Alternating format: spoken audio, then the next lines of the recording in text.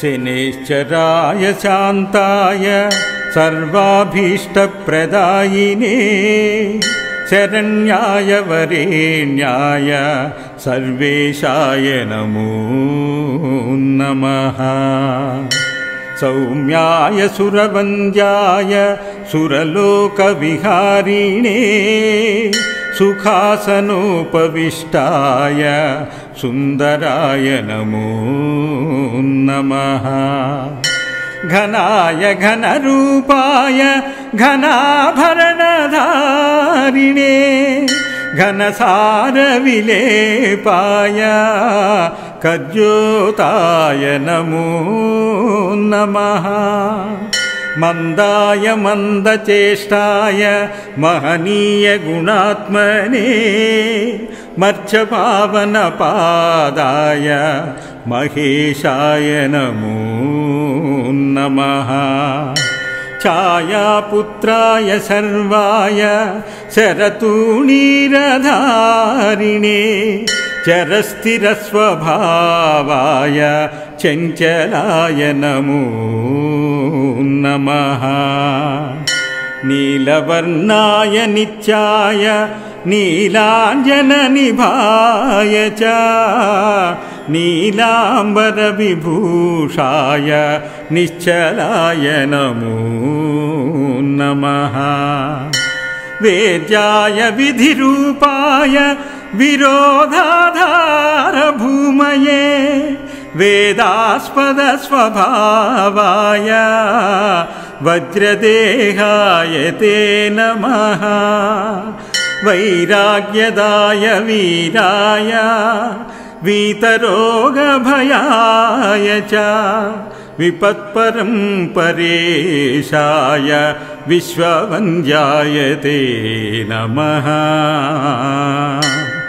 गृध्रवाहय गूढाय कूर्माङ्गाय कुरूपिणे कुत्सिताय गुणाढ्याय गोचराय नमो नमः। अविद्यामूलनाशाय विद्यास्वरूपिणे आयुष्यकारणाय पदुर्धत्रे च नमो नमः। विष्णुभक्ताय वसिने विविधागमवेदिने विधिस्तुत्याय वन्याय विरूपाक्षाय ते नमः। वरिष्ठाय गरिष्ठाय वज्राङ्कुशधराय च वरदाभयहस्ताय वामनाय नमो नमः। ज्येष्ठापत्नी समेताय श्रेष्ठाय मितभाषिणे कष्टौघनाशकायार्य पुष्टिदाय नमो नमः। स्तुत्याय स्तोत्रगम्याय भक्तिवश्याय भानवे भानुपुत्राय भव्याय पावनाय नमो नमः। धनुर्मण्डलसंस्थाय धनदाय धनुष्मते तनुप्रकाशदेहाय तामसाय नमो नमः। अशेषजनवल्जाय विशेषफलदायिने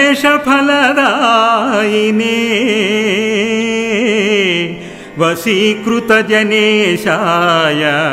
पशूनां पतये नमः। केचराय खगेशाय घननीलाम्बराय च काठिन्यमानसायार्य गणस्तुत्याय ते नमः। नीलच्छत्राय नित्याय निर्गुणाय गुणात्मवे निरामयाय निन्द्याय वन्दनीयाय ते नमः। धीराय दिव्यदेहाय दीनार्तिहरणाय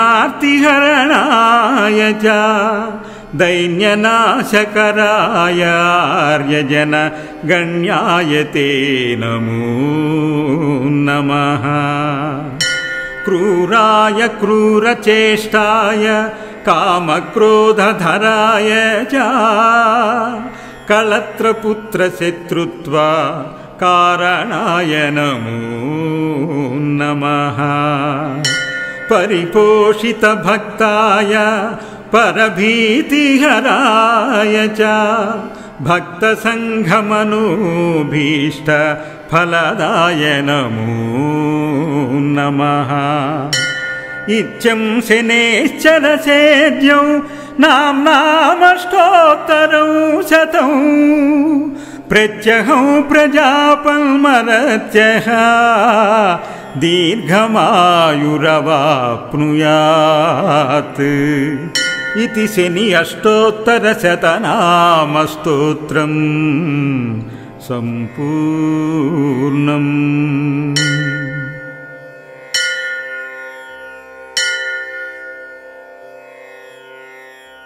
शनैश्चराय शान्ताय सर्वाभीष्टप्रदायिने शरण्याय वरेण्याय सर्वेशाय नमो नमः।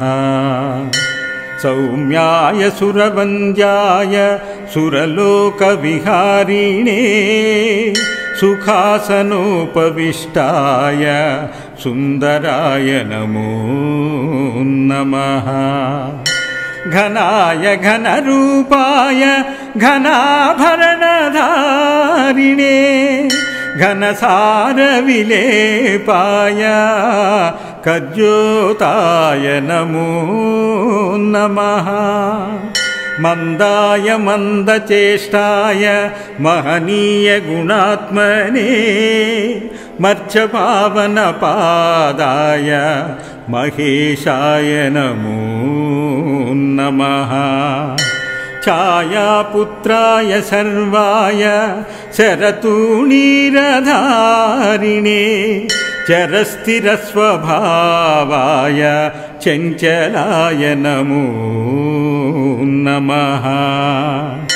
नीलवर्णाय नित्याय नीलाञ्जननिभाय च नीलाम्बरविभूषाय निश्चलाय नमो नमः। वेद्याय विधिरूपाय विरोधाधारभूमये वेदास्पदस्वभावाय वज्रदेहाय ते नमः। वैराग्यदाय वीराय वीतरोगभयाय च विपत्परं परेशाय विश्ववन्द्याय ते नमः।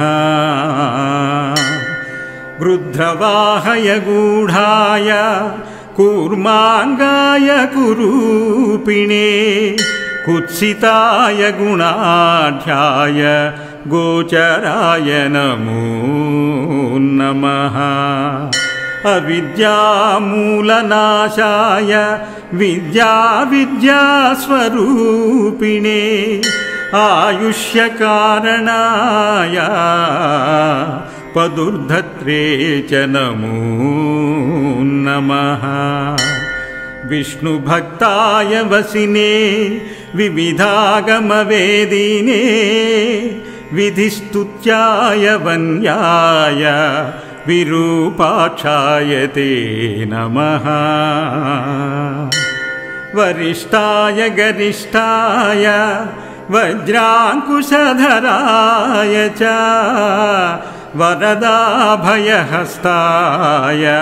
वामनाय नमो नमः। ज्येष्ठापत्नी समेताय श्रेष्ठाय मितभाषिणे कष्टौघनाशकायार्य पुष्टिदाय नमो नमः। स्तुत्याय स्तोत्रगम्याय भक्तिवश्याय भानवे भानुपुत्राय भव्याय पावनाय नमो नमः। धनुर्मण्डलसंस्थाय धनदाय धनुष्मते तनुप्रकाशदेहाय तामसाय नमो नमः। अशेषजनवल्जाय विशेषफलदायिने वशीकृतजनेशाय पशूनां पतये नमः। केचराय खगेशाय घननीलाम्बराय च काठिन्यमानसायार्य गणस्तुत्याय ते नमः। नीलच्छत्राय नित्याय निर्गुणाय गुणात्मवे निरामयाय निन्द्याय वन्दनीयाय ते नमः। धीराय दिव्यदेहाय दीनार्तिहरणाय